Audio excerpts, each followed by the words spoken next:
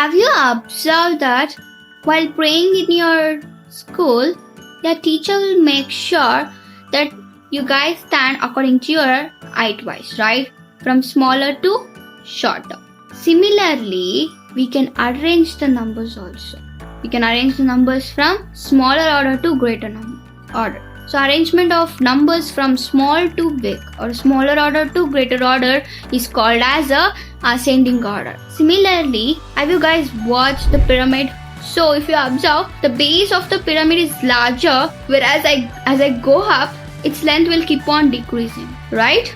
Yes. So similarly, we can arrange the number from greater order to smaller order.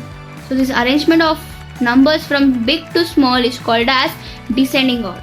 Now, let us try to arrange the numbers in ascending order and descending order. So if I consider the numbers as 225, 352, 561, 833, 417 and 799. Now let us arrange these numbers in the ascending order and descending order. In ascending order, the numbers can be arranged as 225, then 352, then 417, 561, 799, 833. In the descending order, we can arrange the number as 833, 799, 561, 417, 352 and 225. So this is how we can arrange the number from smaller order and greater order and from greater order to smaller order. Now, let us try framing a number or a greater number and a smaller number from the given number. See, if I observe this, if I consider that given number is 514, from this, the greater number would be 541, and if the smaller number would be 145. Now, if I consider the given number is 908, so here the greater number would be 980 and the smaller number would be 809, right? So, we should be careful while using the 0 and while writing the smaller number and greater number. So, if for the smaller number, if I place 0 in the 100th place, then you're going to get only 2 digits, right? Yes, that's why we should be careful while arranging this number. So this is about the ascending order, descending order and framing of a number. In our previous classes, in our second standard, we studied about the number line. So let's recall it once. So number line is nothing but it is a straight line and numbers are written in the order at equal distance on the number line. For example, we can consider this number line, right?